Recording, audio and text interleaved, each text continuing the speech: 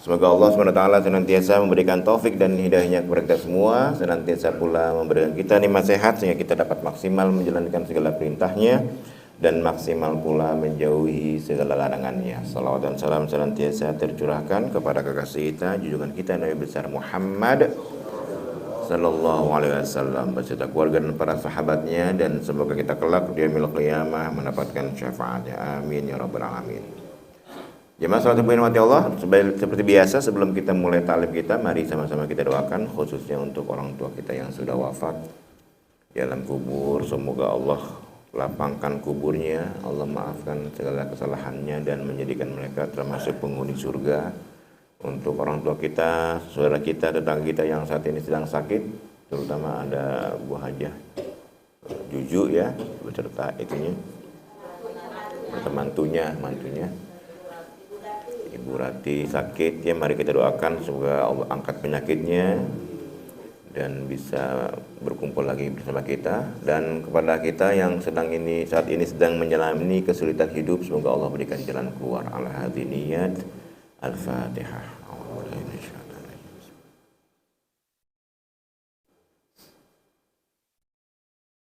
Ya,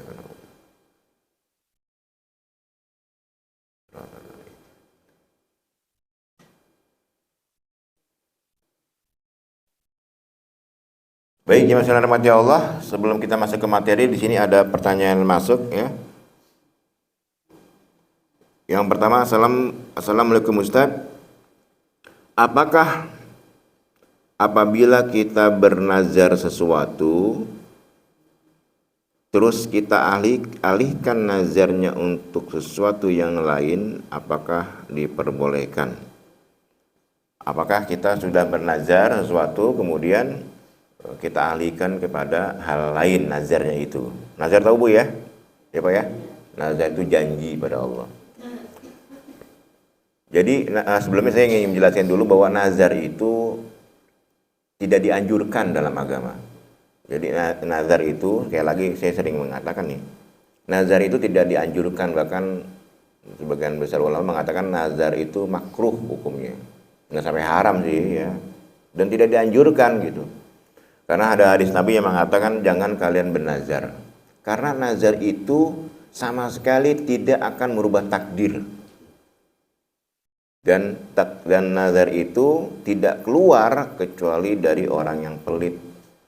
Itu makanya banyak ulama yang mengatakan walaupun tidak sampai derajat haram tapi makruh ya. Nah, sekarang misalnya gini, ada orang nazar kalau saya misalnya diterima di PT di kantor itu, nazar dia nih sebelum tes di melamar kerja ya. Kalau saya lulus atau diterima di kantor itu, saya akan puasa 3 hari misalnya. Puasa sunnah ya. Maka yang tadinya puasa sunnah itu sunnah hukumnya, karena dia nazar maka jadi wajib. Kemudian pertanyaannya, apakah boleh atau gini, kalau misalnya anak saya nanti lulus ujian, maka saya akan motong kambing. Nazarnya gitu, motong kambing. Nah, motong kambing itu kan sunnah hukumnya saat itu. Nah, karena dinazarkan maka jadi wajib, lebih wajib jadi kurban tuh, ya, motong kambingnya itu. Pertanyaannya, boleh gak saya alihkan ke nazar yang lain? Nah, sepanjang nazarnya itu diganti dengan yang lebih afdol, lebih baik, maka boleh. Yang tadinya dia nazar motong kambing jadi motong sapi, nah, itu boleh. Yang tadinya dia puasa 3 hari jadi seminggu, boleh. Jangan kemudian karena dia lulus, waduh kambing, ayam aja deh, ayam jadi ayam ininya. Nah, itu nggak boleh. Nazar itu nggak boleh diganti dengan yang lebih jelek. Ya, selama yang masih lebih afdol boleh ya diganti. Tapi nazar itu sekali lagi saya ingin menegaskan ya, maksudnya kita jangan gampang-gampang bernazar. Karena ada orang tuh ketika terkena musibah, orang mudah sekali itu nazar kepada Allah. Ada yang sakit, ya Allah sembuhkan anakku, ya Allah sembuhkan ya Allah. Kalau anakku sembuh aku akan ini deh gitu. Itu nazar, walaupun tidak udah diucapkan secara khusus ya. Sembuhkan anakku ya Allah. Kalau anakku sembuh ini dari sakitnya, aku pasti akan sedekah gitu. sekian ke masjid. Nah, itu nazar jadinya ya. Kenapa? Karena kalau dia misalnya tidak ada musibah seperti itu, dia nggak akan sedekah. Kalau saya lulus, dia akan puasa. Kalau dia nggak lulus, nggak puasa jadinya. Jadi perkara nazar ini ya seakan-akan orang, wah ketika anaknya sembuh, wah karena saya nazar nih sedekah gitu. Wah saya lulus di kantor karena saya nazar mau potong kambing misalnya. Enggak, nazar itu kata Nabi tidak merubah takdir seseorang. Ya. Jangan mentang-mentang kita nazar ini ternyata lulusnya sesuatu itu karena kita nazar. Karena apa? Nanti kalau misalnya kita nggak lulus, wah nazarnya kurang gede kali ini. Begitu. Kalau saya diterima di perusahaan A, saya akan umroh misalnya. Oh itu pas lulus nggak punya uang, bahaya itu karena kifarat ya, terkena kifarat. Jadi begitu jawabannya ya. Jadi nazar boleh dialihkan kepada yang lain asal dia lebih afdol, lebih besar ininya keutamaannya. Baik, yang kedua, Assalamualaikum Pak Ustadz, mohon penjelasan lebih detail lagi terkait kurban dan sunnah. Kurban wajib dan sunnah. Masih kurban aja. Mohon penjelasan lebih detail terkait kurban wajib dan sunnah. Benarkah kurban atas nama almarhum ahli waris tidak berhak untuk minta bagian? Ya kemarin sudah saya jelasin ya. Untuk kurban, jadi kurban ini hukumnya sunnah muakkadah. Kurban hukumnya sunnah muakkadah menurut Imam Syafi'i dan ulama lain kecuali Imam Hanafi. Kalau Imam Hanafi bukan Imam Hanafi, semua ulama mengatakan kurban itu sunnah muakkadah. Bahkan Imam Hanafi yang mengatakan wajib. Jadi bukan wajibnya seperti sholat, tapi udah di bawah sholat lah kewajibannya itu. Karena beliau mengatakan bahwa kurban itu mengganti syariat akikah. Kemudian pertanyaannya sini, apakah betul ahli waris bukan ahli waris mungkin ya? Jadi ada orang tuanya meninggal, anaknya ingin kurban atas nama orang tuanya. Apakah betul dia tidak boleh menikmati dagingnya? Iya. Jadi kurban yang diniatkan untuk yang sudah wafat, maka dagingnya seluruhnya disedekahkan. Nggak boleh diminta oleh ahli warisnya. Kalau kurban biasa kan sepertiga yang kurban itu, ya boleh. Jadi minta sepertiga untuk yang taruh di kuburan, ya. Karena dia kurban atas nama si yang sudah meninggal. Ya yang meninggal kan nggak butuh kurban, nggak butuh. Emang yang meninggal butuh daging? Enggak. Jadi seluruhnya disedekahkan. Termasuk nazar, kurban nazar. Bapak kurban tahun besok kalau saya misalnya naik pangkat, saya tahun besok akan kurban. Nah itu kurbannya bukan kurban sunnah lagi, kurban wajib. Maka dagingnya nggak boleh dimakan karena dia nazar. Seluruhnya disedekahkan. Makanya hati-hati jangan nazar-nazar aja nih. Ya Allah kalau aku punya uang aku akan kurban. Kalau itu nggak apa-apa, itu bukan nazar. Tapi nazar itu artinya Bapak melakukan sesuatu kemudian karena ngitung dengan Allah, ya Allah ayo dong beli dong, aku lulusin aku dong, kalau halus aku kurban nih gitu. Jadi kayak apa sih namanya itu? melobi Allah gitu ya. Kayak ibu misalnya anaknya nggak diterima di SD, di SDN apa, di sekolah apa, tiba-tiba ibu, ayolah Pak, kalau lulus saya akan ngumpul nih bangunannya gitu. Jadi kayak gitu tuh dengan Allah, transaksi ya. Nah, jadi nggak bisa begitu ya. Kalau kurban yang nazar dengan kurban untuk yang sudah wafat, maka seluruh dagingnya disedekahkan ya. Nggak apa-apa lah untuk yang ada wafat kan berarti untuk itu kendaraan dia di akhirat nanti kan. Ya. Nah nanti ahli warisnya bukan dapat bagian dari kurbannya itu, tapi dari pembagian ya memang jatah masyarakat kan, semua orang dapat tuh ya di sekitar itu. Jadi boleh makan dagingnya, tapi bukan daging dia minta sepertiga untuk saya. Nah itu ya. Baik, kemudian jemaah sekalian, kemarin ini ada juga pertanyaan yang mungkin perlu diketahui juga oleh kaum bapak ya. Bapak pernah mendengar penceramah yang namanya Saiful Karim? Pernah mendengar? Belum? Hah? Ada ya? Jadi penceramah yang namanya Saiful Karim ini dia tinggal di Bandung, asal Bandung. Sebenarnya bukan orang Bandung, jadi dia PNS ya, PNS. Jadi dalam ceramah-ceramahnya itu, kalau kita baca ada, saya ingin mengasih tahu channelnya YouTube-nya, cuman mendingan gak usah lah, nggak usah ditonton gitu ya, nanti malah menyesatkan lagi. Jadi dalam ceramah-ceramahnya itu dia untuk bagi kita orang-orang yang umum gitu, cenderung tidak masuk logika, nggak masuk gitu dalam kita. Misalnya gini, dia berkata surga dan neraka itu tidak ada, akhirat itu tidak ada. Tapi dia menyampaikannya dengan dalil Quran, dengan tafsirnya yang seenak dia gitu. Tidak umum oleh yang ditafsirkan oleh ulama seperti ulama klasik yang sudah kita kenal ya. Kalau Penanang percaya surga ada? Ya kan kita umumnya percaya surga ada. Kalau menurut dia surga itu karena ada sebuah dalil kata dia, saya juga belum tahu ininya, bahwa di surga itu ditempati oleh manusia yang bernafas katanya.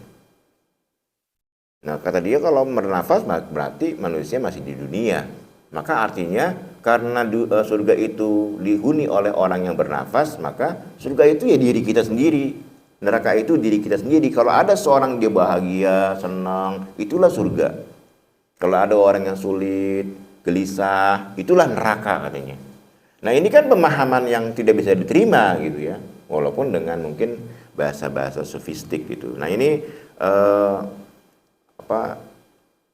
menjadi ajaran yang bukan sesat sebenarnya, menyimpang lah dari penafsiran yang sesungguhnya. Ya, namanya Ustadz Saiful Karim. Nah kalau kita lihat background agama, background pendidikannya, memang saya lihat detail gitu ya, saya cari. Jadi ternyata dia orang PNS kan, kalau PNS mah gampang mencari datanya. Kayak Bapak mau tahu Pak Nanang nih, saya Nanang Saputra, PLN, udah ketahuan tuh mulai dari istrinya siapa, anaknya berapa, udah ketahuan tuh kalau PNS. Nggak, datanya itu publik, terbuka untuk umum ya. Atau masukin aja nomor NIP-nya, udah keluar tuh ya di Google, keluar database itu keluar. Nah di situ kalau saya lihat biodata beliau, memang background pendidikannya bukan berlatar belakang agama.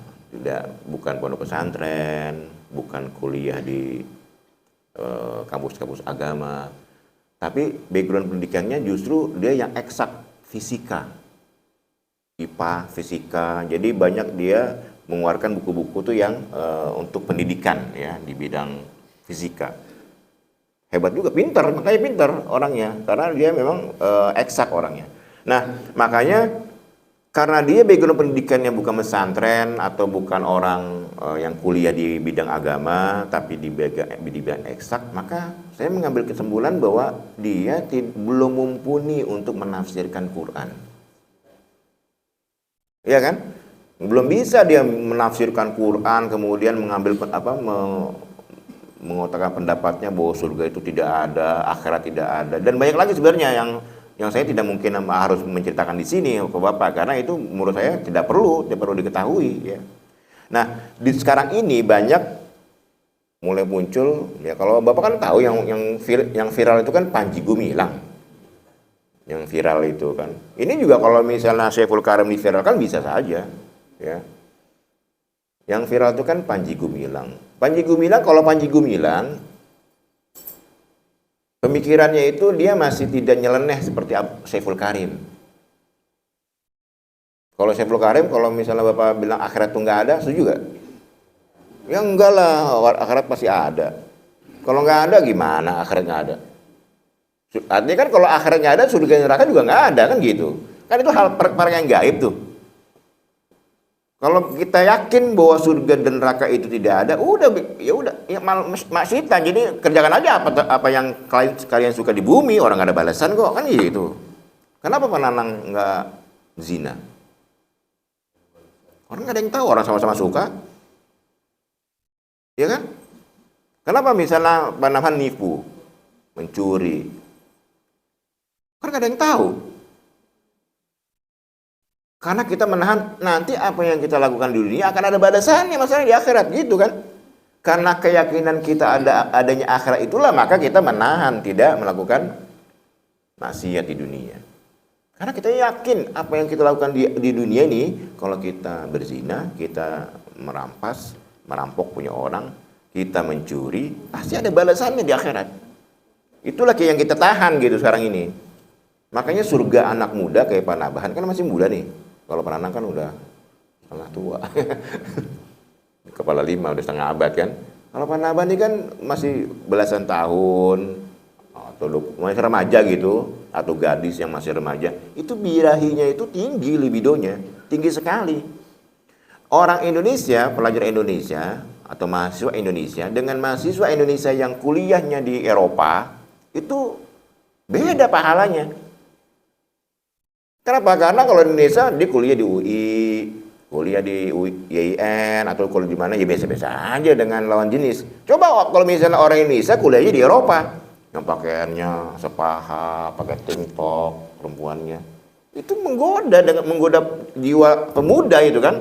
Padahal dia lagi belajar nih, yang dia lihat ketek, yang dia lihat belahan dada, yang dia lihat paha. Nah ini tentunya godaan bagi pemuda Indonesia yang belum biasa. Kalau orang sana mungkin biasa pemudanya kan. Nah dia menahan untuk memalingkan pandangan, menundukkan pandangan, tidak tergoda. Nah itu pahalanya besar, menahan nafsu kan. Tentu balasan di surganya kalau kita dapat bidadari level 1 yang di Indonesia, yang kuliah di Eropa bidadarinya level 10. Ya cantik juga enaknya. Pak Idris, senyum Pak Idris kalau bidadari. Ya jadi pasti kita harus percaya akhirat. Nah, Saiful Karim ini dia menafsirkan Quran itu ya itu seperti itu ya. Tidak bisa lah kita terima dengan umum dan itu nyeleneh. Tapi kalau Panji Gumilang ya, kalau Panji Gumilang, dasar pendidikannya apa? Kalau kita lihat dia memang ahli tahu agama, dia bikin pendidikan pesantren Gontor. Panji Gumilang itu lulusan Gontor. Kuliah di UIN ya, di IAIN Jakarta. Fakultasnya adab sastra Arab. Jadi artinya dia secara basic agama dia punya dan dia memang mampu berbahasa Arab. Artinya dia ketika membaca Quran hadis ngerti lah tanpa membaca Al-Quran terjemahan atau tanpa membaca hadis terjemahan dia sudah ngerti ya, karena dia backgroundnya begitu. Nah kemudian viral sekarang ini misalnya video-video yang beredar di medsos, khususnya di TikTok, di YouTube. Nah ini juga masyarakat harus cerdas, jangan langsung mempercayai. Walaupun mungkin ya kesal juga kita pemikiran beliau ya. Kenapa? Karena pemikiran beliau ya maksud saya masih dalam tahap tidak terlalu menyesatkan, tidak terlalu menyeleneh. Memang ada dasarnya. Kayak sholat misalnya perempuan laki-laki perempuan berdampingan, itu kan kalau di medsos kan viral sekali itu. Dihujat ya kan, ini sholat laki-laki perempuan berdamping sejajar, alasannya wal muslimin wal muslimat wal mu'minin wal mu'minat, kan laki-laki perempuan baik yang muslim maupun yang muslimat kan sama tuh sejajar kan, nggak ditaruh di bawah. Nah kalau kita menilainya di Al-Hidayah juga sekarang sejajar kita.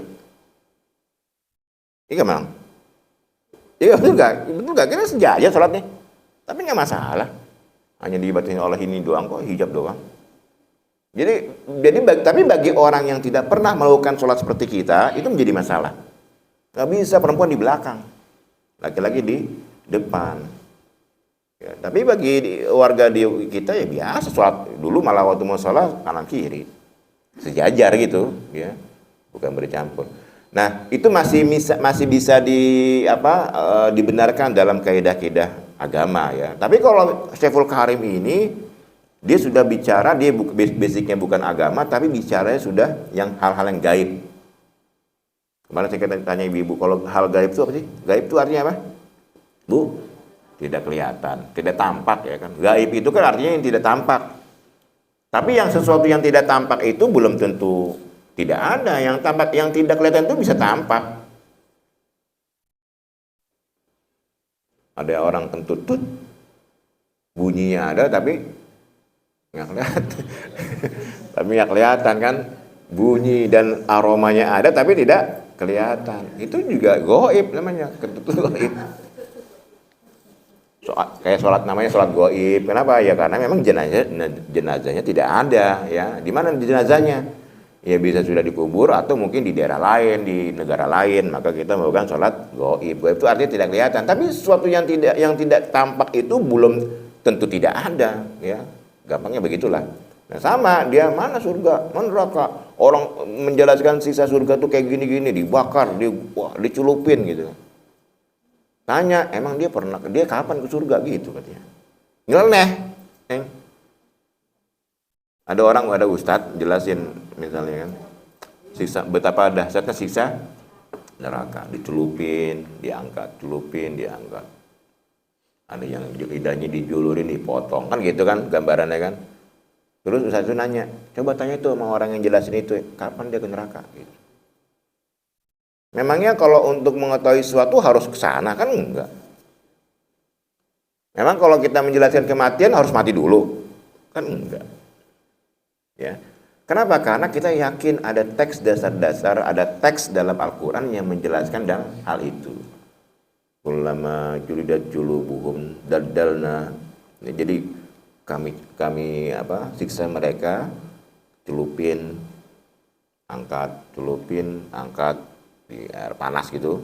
Kemudian ketika kulitnya itu habis, hilang, badalna. Jadi kami ganti dengan kulit yang baru agar dia bisa menyisakan bisa merasakan siksa yang sebelumnya belum pernah dilakukan. Jadi ketika dia kulit baru disiksa, sakit kan? Diganti kulit yang lain, sisaannya lebih dahsyat lagi dari sisaan sebelumnya. Itu kan gambaran Al-Qur'an tentang neraka. Jadi ada dalil, kita ini bicara ada dalil walaupun hal itu hal gaib ya.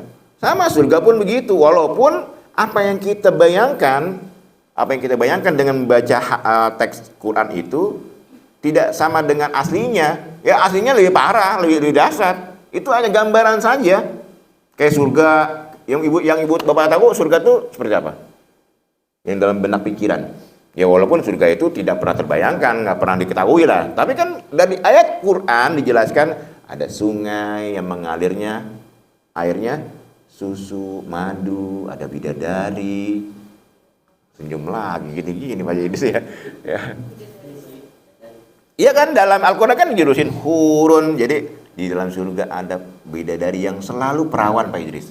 Itu kan penggambaran Al-Quran tentang surga. Maka kita membayangkan, wah indah sekali, berarti nanti ada sungainya itu mengalir di dalamnya madu, ada pohon-pohon.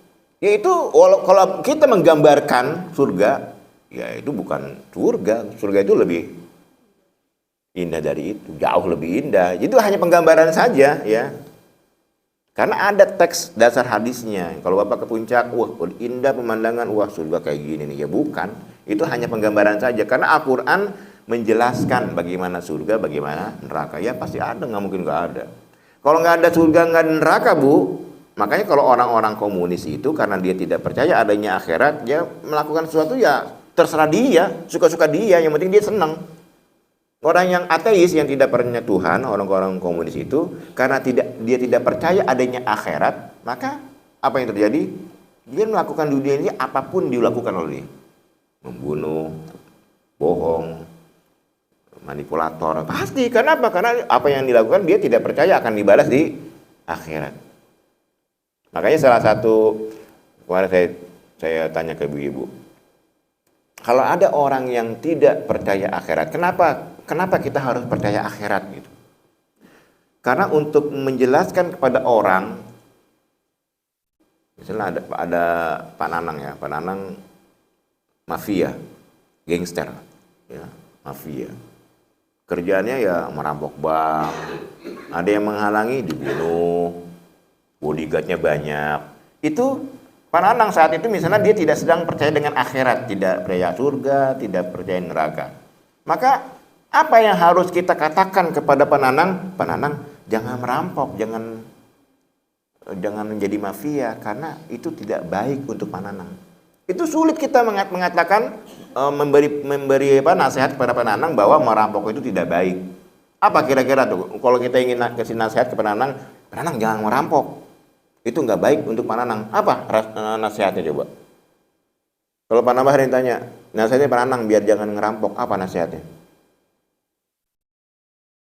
Hah? Oh, biar jangan ngerampok lagi nih. Susah ngasih nasihatnya. Kalau kita ngasih nasihat, jangan ngerampok neng, itu ngerugiin orang lain. Ya bodoh banget, orang yang rugi orang lain bukan saya, kan gitu jawabnya kan. Jangan ngerampok neng, nanti kita ketangkap polisi. Oh, polisi udah saya sogok semua, kan gitu. Orang saya mafia.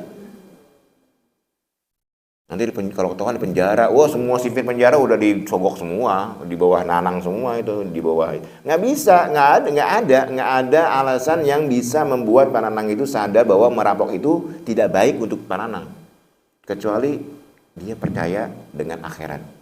Kalau dia percaya dengan akhirat, maka baru bisa kita bilang Pak Nanang merampok itu tidak baik. Kenapa? Nanti ada balasannya di akhirat. Karena kan di dunia ini saya sering mengatakan, tidak ada keadilan yang sejati. Di dunia nggak ada Pak keadilan yang sejati. Nggak ada. Hanya di akhirat keadilan sejati. Kalaupun misalnya ada orang merampok, kemudian dihukum, dipenjara, itu hukuman itu tidak setimpal dengan apa yang dilakukan. Kayak Sombo misalnya, membunuh. Kira-kira hukuman yang harusnya ditimpakan apa? Hukuman mati. Hukuman mati juga bagi keluarganya puas gak? Nggak puas juga bagi ibunya. Ya kan? Ada orang membunuh, nauzubillah. Ada orang memperkosa Pak Nanang. Hukumannya hukuman mati. Atau hukumannya misalnya apalah digantung. Puas gak Pak Nanang? Nggak puas juga walaupun hukumannya mati. Karena nggak adil. Hitler.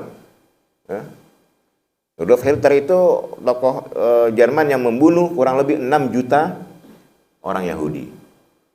Kalau diadili, hukuman yang setimpal apa tuh? Bunuh Hitler. Ya Hitler dibunuh, ditembak juga nggak adil lah orang yang dibunuh 6 juta orang. Ya kan? Jadi nggak ada keadilan di dunia. Ya itu mah hanya untuk ini aja sementara, ya biar puas aja. Tapi kalau di akhirat itu adil, Allah itu adil. Bahkan saking adilnya ketika ada orang divonis kamu masuk neraka, itu dia berterima kasih ya Allah. Itu saking adilnya. Dia dimasukkan ke neraka, itu dia bersyukur, terima kasih ya Allah aku dimasukkan ke neraka. Saking adilnya Allah itu. Ya, karena memang dia memang betul-betul mengetahui sadar apa yang diperbuat ya. Jadi seperti itu jemaah sekalian. Di sini ada pertanyaan. Ini katanya warga sini. Ada jemaah kita yang nggak percaya surga dan neraka karena tadi dia menonton Syekhul Karim itu ya, yang menjelaskan bahwa surga dan neraka itu tidak ada. Ada jemaah kita yang nggak percaya surga dan neraka Pak Ustadz, serta nggak percaya kiamat. Anak istrinya sudah lelah memberikan pengertian dan nasihat, tapi nggak pernah digubris. Ya, kemudian dia juga nggak mau baca terjemahan dan tafsir Al-Quran karena alasannya terjemahan dan tafsir Quran itu karangan manusia. Jadi dia nggak mau baca terjemahan dan tafsir Al-Quran, alasannya karena karangan manusia. Kan nyeleneh ini. Karena dia sering mendengar itu ceramahnya Syekhul Karim itu ya. Nah ini bagi kita yang mungkin basic keagamaannya, orang-orang yang baru hijrah itu cenderung apa yang dia dengar, apa yang dilihat itu masuk Pak. Kan sekarang kayak fenomena artis hijrah kan banyak Pak. Ya kan? Artis hijrah dulu joget-joget, clubbing, diskotik, mabok, hijrah. Tiba-tiba berubah pakaian jadi ustadz. Ceramah dia di podcast. Padahal kita tahu ada basicnya agamanya orang tukang nyanyi kok, orang mabok. Tiba-tiba dia hijrah, merubah pakaiannya, podcast ceramah. Ini kan salah. Terus yang dengar senang lagi. Kita jemaahnya, senang dia. Apa yang dia katakan, kita membenarkan bahwa apa yang dikatakan oleh Arsy itu benar. Mulai pasang jenggot, orang yang ngejenggot disalahin. Neraka nih, ngejenggotan. Gitu. Kan orang-orang yang hijrah kan begitu, orang-orang yang baru hijrah ya. Jadi sebenarnya dia tidak punya basic agama, tapi karena dia hanya ngaji kuping gitu, akhirnya merasa bahwa dirinya paling benar ya. Nah ini harus kita waspadai. Makanya kalau dengar ceramah boleh di YouTube, boleh ya, di YouTube atau di medsos boleh. Tapi dilihat benar-benar YouTube itu channel resmi. Kalau misalnya ibu senang dengan Ustadz Hadi Hidayat, lihat itu channel asli dia gak, punya dia gak. Jangan, kan banyak orang itu karena ingin dapat konten akhirnya memotong-motong video orang lain. Ustadz Hadi Hidayat dipotong. Kadang-kadang dia adu domba tuh dengan basmalah, wah dia adu tuh ya. Itu bukan website resmi, bukan YouTube resmi ya. Jangan ditonton, apalagi hanya sekedar lewat WhatsApp.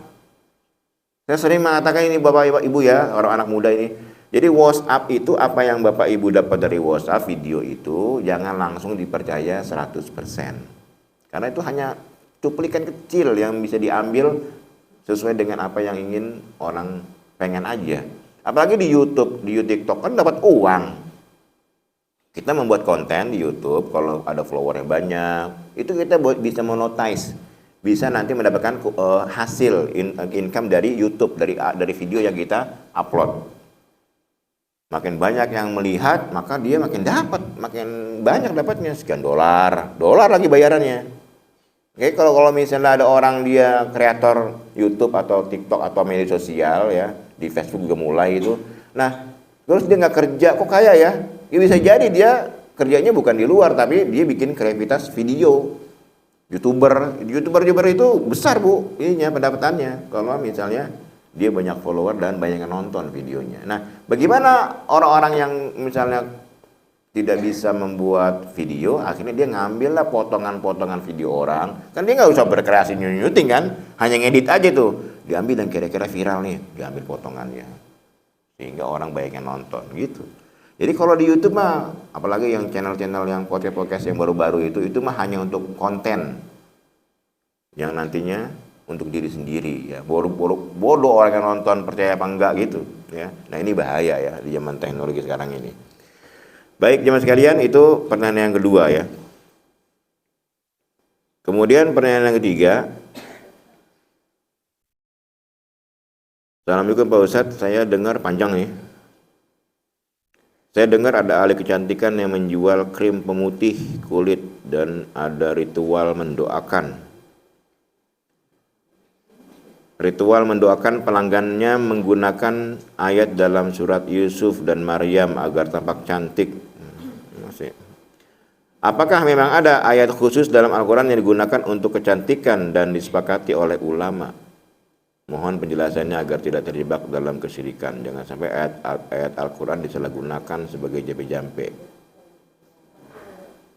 Ini ada lagi, dia dapat postingan, kemudian dia mengirim ke saya, ada misalnya baca Badiah, Ya Nur, Ya Hadi, Ya Allah sekian kali ya. Kemudian baca surat yang kesini sekian kali, selepas baca itu hembuskan pada air, kemudian minum air tersebut. Ya gitulah, ini tenisnya. Bu, kalau ada ayat yang bikin orang ganteng, bikin orang cantik, maka ibu saya muda terus tuh. Nenek saya pasti cantik tuh, nenek saya. Nenek saya itu kalau Ramadan aja bisa 10-11 kali khatam Quran, baca Quran gitu. Tapi tetap aja peot. Ini Pak Nanang nih, Masya Allah baca Quran ya kan. Tapi ya biasa-biasa aja, nggak kadang-kadang juga kayak Nabi Yusuf, enggak.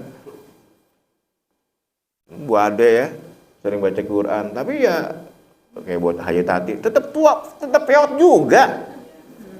Masa masih percaya dengan bacaan ayat Quran dijampi, ditiup, kemudian diminum jadi cantik, jadi ganteng? Enggak lah.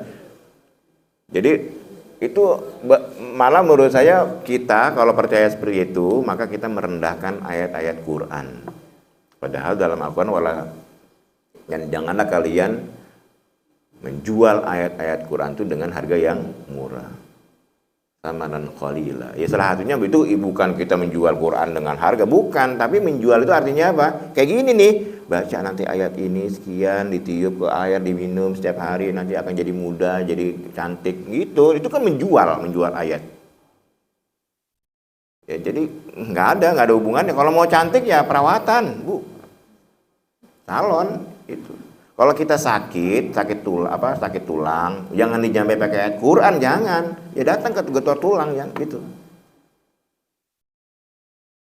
Bapak keselio, jangan baca ayat Qul a'udzu binnas tiup, nggak akan sembuh lah. Pergi ke Bang Naim ya. Iya, tukang urut. Iya, orang patah kok. Seleo gitu ya. Jadi ke dokter itu jangan dibacain kemudian disembur, enggak ya. Enggak begitu. Jadi Quran tuh fungsinya bukan itu, bukan. Quran itu petunjuk, bukan penjampi, bukan. Petunjuk bagi hudal linnas, petunjuk bagi manusia. Justru dengan petunjuk bagi manusia itu kita dijauhkan dari hal-hal yang sifatnya mistis. Ya. Jadi kalau Bapak Ibu lihat video kayak ada yang viral tuh Gus Samsudin, ya kan emang dia ngaku emang untuk konten doang. Terlepas mau orang lain percaya nggak percaya, bodoh amat dia. Nah, akhirnya banyak orang-orang awam percaya dengan Gus Samsudin itu. Setelah viral dibongkar oleh siapa? Oleh pesulap merah. Ya kan, akhirnya dia mengaku bahwa itu konten. Tapi karena udah banyak pengikutnya, wah sayang nih. Udah mental gitu kan. Ya semuanya inilah Bu ya, yang kayak gitu-gitu jangan percaya. Jadi sekali lagi, apakah memang ada? Nggak ada Pak ya. Nggak ada. Nabi nggak pernah menjelaskan, nggak pernah apa. Kalau misalnya Nabi menjelaskan pasti ada satu hadis, walaupun mungkin doif ya. Jangankan yang sahih, di hadis doif aja nggak ada. Jelas kayak gini, di hadis doif aja. Di hadis palsu saja nggak ada penjelasan bahwa ayat Al-Quran itu bisa untuk jampi-jampi, ya, untuk agar bisa ganteng dan bisa cantik. Ini kelihatannya kalau bagi orang awam, wah ini kan ayat Quran loh. Ini ada zikirnya, ya nur, ya wahai cahaya. Jadi kalau kita, nama ibu saya Nur Harfin, tapi sekarang peot Bu. enggak ada ya. Gitu. Kemudian ada ayat-ayat surah Waqiah. Ini mungkin gini ya Bu ya, bisa jadi kalau misalnya ini dia dapat nih kaidah ini adalah untuk rawatan dalaman. Ada dalaman, ada luaran artinya. Supaya kelihatan cantik, muda dan bertenaga luaran dan dalaman. Bahasanya bertenaga luaran dalaman. Jadi maksudnya cantik luar dalam. Nah, cantik luar dalam. Ya kita tidak bisa juga harus percaya bahwa ilmu-ilmu seperti ini ada ya. Tapi yang tenaga-tenaga ini ya bukan untuk cantik, untuk ganteng. Ada memang kalangan tertentu yang mempelajari itu ya. Ada ilmu dalam. Tapi untuk orang awam nggak bisa lah. Janganlah penambahan nih. Ada orang misalnya, karena nanti syaratnya aja kalau misalnya disalahgunakan harus puasa 40 hari. Syaratnya aja udah salah, sudah menentang, sudah melanggar syariat. Nggak ada puasa 40 hari, nggak boleh. Puasa sunnah itu nggak boleh mengalahkan puasa wajib. Nanti suruh sedekah karena yatim sekian, ini biar saya bagikan, ya sama aja ngasih kos itu. Jadi bukan ustadz dukun itu mah, ya. Walaupun dia menggunakan ayat-ayat Quran, ya. Gitu. Kadang-kadang ada bacaan-bacaan ditulis di kertas, kemudian masukin topi atau ke pinggang, jimat. Nah ini kan menjurus kepada kemusyrikan ya, walaupun itu adalah ayat Quran ya. Jadi sekali lagi sekarang ini umat Islam sudah mulai cerdas. Kalau dulu mah orang percaya itu. Kalau orang-orang dulu nih, orang-orang perusahaan Pak Omo, Pak Idris percaya tuh kayak gituan tuh. Dia mau tuh nginep di sebuah kampung, walau sejauh apapun gitu, diikutin gitu, dijalani untuk mendapatkan itu ya. Orang-orang dulu tuh begitu. Kalau sekarang enggak lah. Kalau ada orang sekarang masih percaya begitu, bertapa di gua, kayaknya ini nggak gaul lah Pak gitu ya. Bertapa di gua, kemudian harus makan ini. Kenapa nggak makan lagi mutih gitu kan? Saya dulu waktu kecil SD itu masih dengar kayak orang-orang tuh ngomong kayak gitu, lagi mutih gitu ya. Untuk mendapatkan tenaga dalam. Tapi kalau misalnya bukan tenaga dalam, ilmu batin ya itu ya. Kalau tenaga dalam karena latihan, pernafasan ada ya. Tapi kemudian jangan sampai ilmu-ilmu itu disalahgunakan sehingga dibisniskan ya. Baik, jamaah sekalian, kayak itu ya yang dapat saya sampaikan. Ini pertanyaannya kira-kira seputar itu. Berapa menit lagi? Ada pertanyaan sebelumnya? Pak Nanang ada pertanyaan? Iya, Pak Nanang.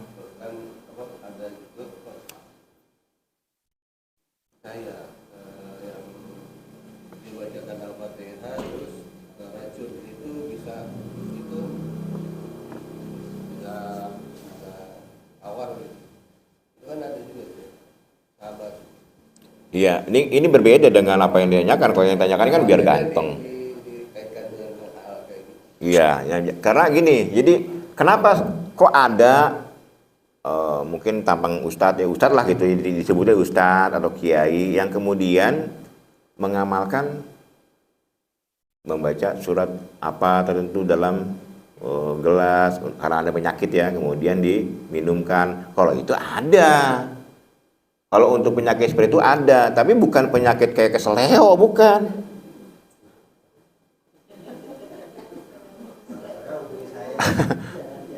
Sakitnya kurap, misalnya gitu kan, lalu dibacain, diminum. Ya kurapnya tetap aja kalau nggak dikasih salep mah, apa-apaan ya. Tapi kalau misalnya ya ada yang mistis ya, kayak misalnya kayak orang kemasukan, kemudian oleh kiai bacakan Al-Fatihah. Karena Al-Fatihah itu kata Nabi khasiatnya sesuai dengan niat pembacanya. Selama tidak menyalahi hukum Allah, sunatullah ya.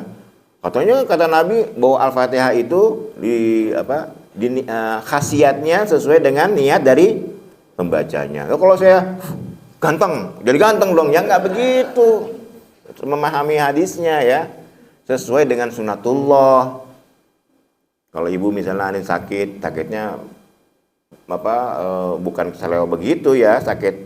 Oh, keseleo juga bisa, cuman itu hanya perantara, wasilah agar Allah menyembuhkan penyakitnya. Bukan berarti kita baca Al-Fatihah disembur ke yang keseleo sembuh, enggak. Ya. Walaupun bahwa surah Al-Fatihah itu tergantung pada niat si pembacanya ya tapi bukan untuk itu ya, bukan untuk itu. Nah, kalau ini kan lebih parah lagi. Baca surat, kalau yang ibu-ibu hamil, dulu saya sering mendengar ini.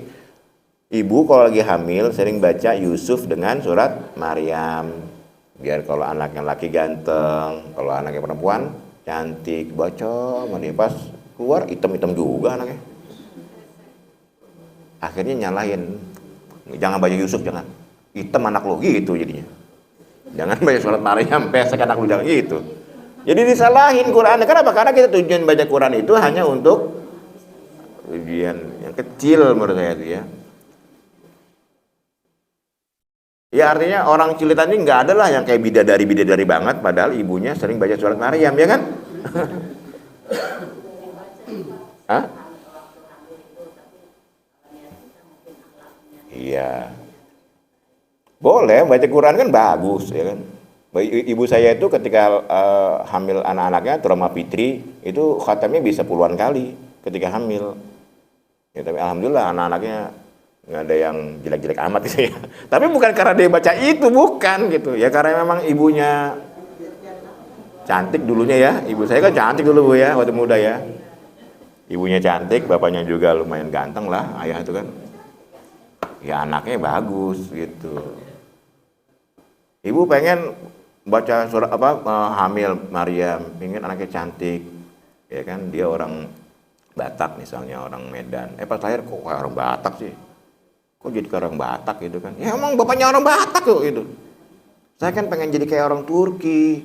Ya nikahnya jangan sama orang Batak, nikahnya sama orang Turki, biar anaknya jadi orang gitu.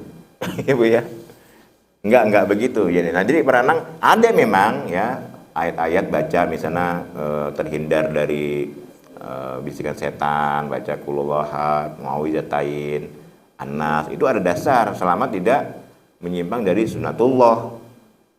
Tapi sekali lagi bukan berarti Bapak jalan lewat orang yang gelap baca itu terus kemudian tetap digoda, wah nggak tokcer nih surat akhiratnya, nggak begitu ya, karena ada sunnatullah yang terjadi, minimal Allah menjaga ya begitu. Ada lagi Pak Idris bidadari ya?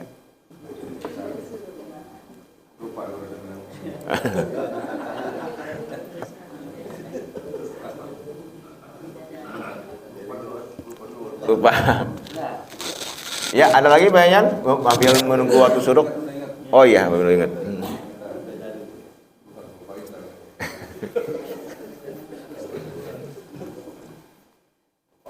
Ya.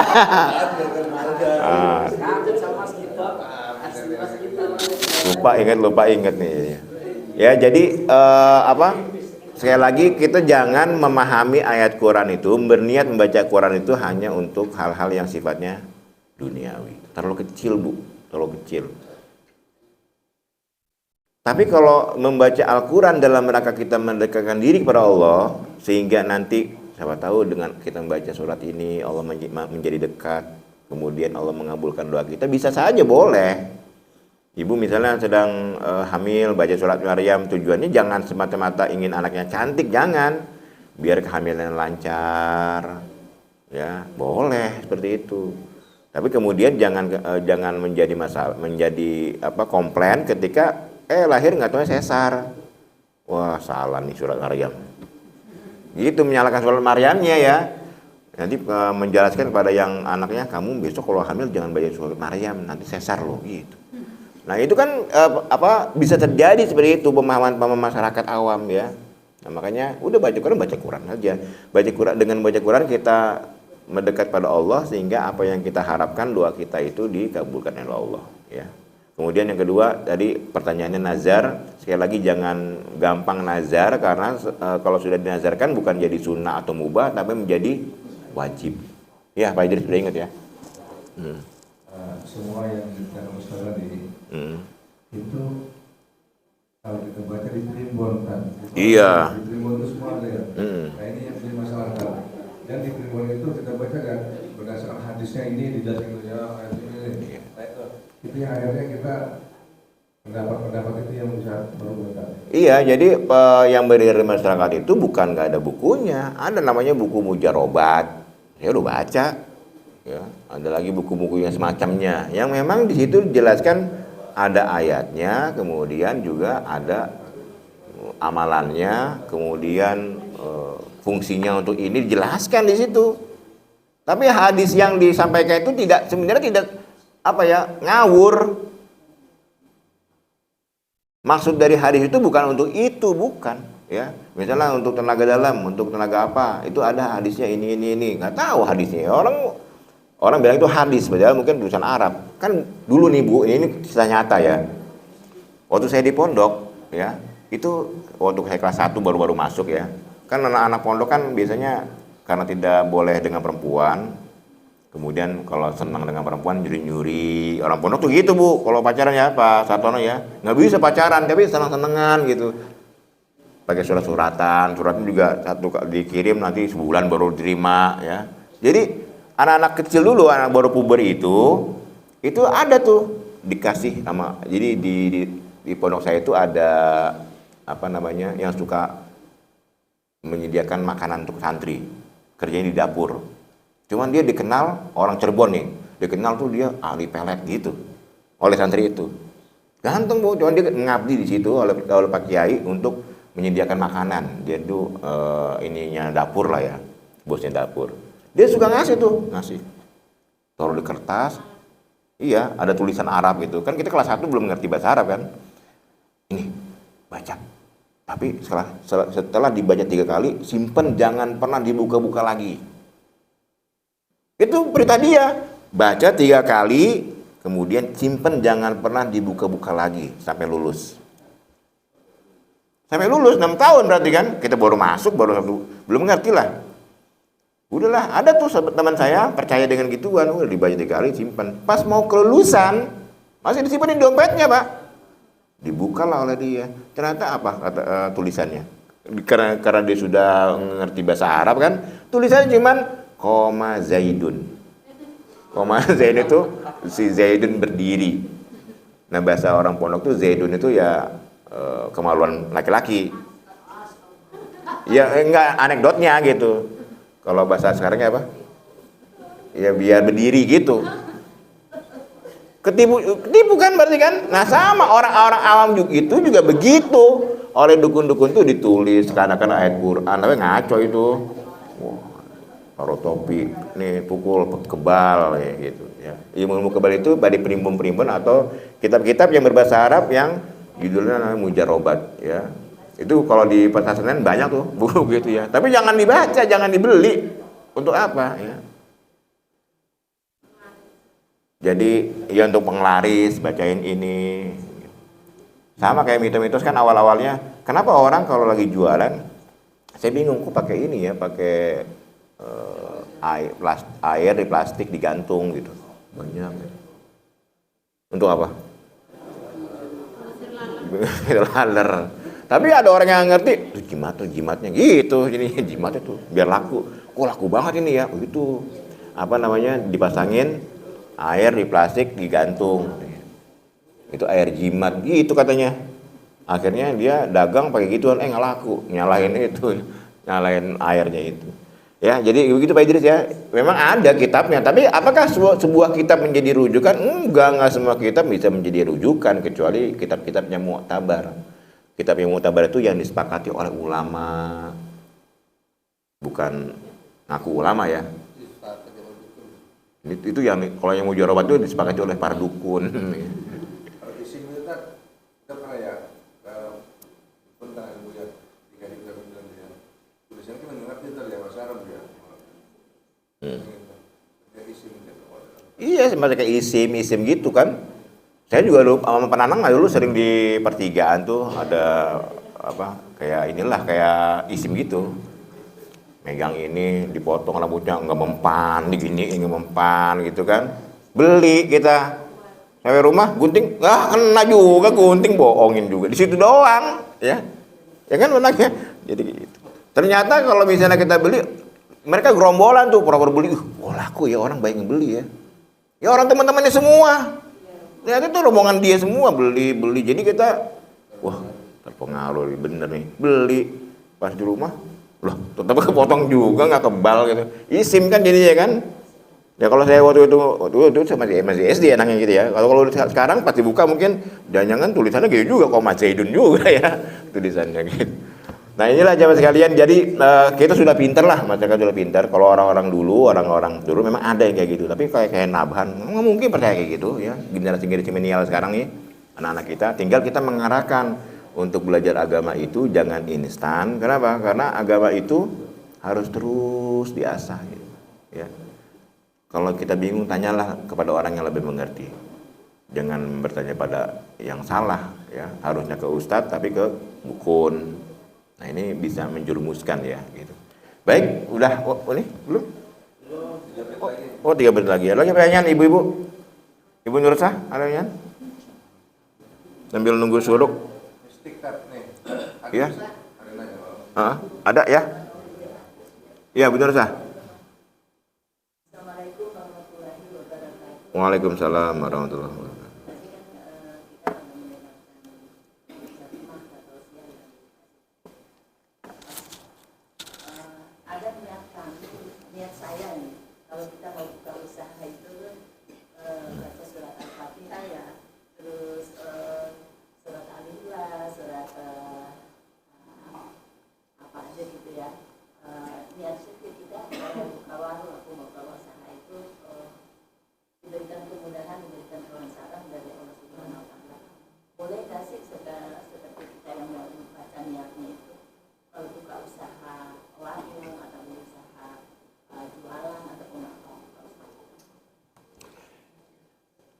Ya bukan hanya dengan pertanyaannya, saya mau buka warung, kemudian baca surat Al-Fatihah, surat apa gitu kan, karena kita ingin membuka warung. Tujuannya apa? Biar laris manis, laku gitu. Ya nggak ada lah ayat yang untuk itu, mana ada emang surat Al-Fatihah. Tapi bukan nggak boleh, boleh saja kan baca Quran itu baik, boleh. Tapi tujuannya itu yang menjadi tidak baik. Nanti kalau ibu warungnya bangkrut, Nyalain Quran, nyalain gara-gara Al-Fatihah jadi bangkrut gitu. Nah itu jadi salah. Boleh Bu, boleh. Ibu lagi misalnya mau ujian, besok saya mau ujian, saya besok niat puasa, boleh gak? Ya boleh, cuman jangan nanti ibu nggak lulus, jangan nyalain puasanya gitu. Sama kayak nazar Pak. Nazar itu ya tidak menyebabkan perubahan takdir. Gitu. Oh banget ya. Ya jadi nazar itu walaupun baik itu tidak merubah ketentuan takdir Allah. Takdir itu kan ketetapan. Orang kalau belajar pintar. Orang kalau rajin belajar pintar. Kalau dia jago melobi, kemudian dia usaha, pasti sukses. Itu sunatullah, takdir namanya, takdir Tuhan. Ada orang mau ujian, dia nggak belajar, dia baca, dia niat puasa, ya Allah aku ingin puasa besok, aku ingin ujian, tapi dia nggak belajar, nggak lulus. Padahal dia puasa, nyalain puasanya. Karena boleh dia puasa boleh, tapi jangan menyalahi takdir Tuhan. Kalau dia ingin lulus, belajar dengan puasa. Kalau Bapak sakit bukan puasa tapi ke dokter. Itu karena itu sunatullah, ya. Kalau Bapak ingin sukses hidupnya, ingin dagangannya laku, ya harus bisa ngelobi, pintar menawarkan ke orang, marketingnya bagus. Itu bukan dengan baca Al-Fatihah. Baca Al-Fatihah boleh ya dapat pahala, tapi tujuannya jangan hanya sekedar kepentingan dunia.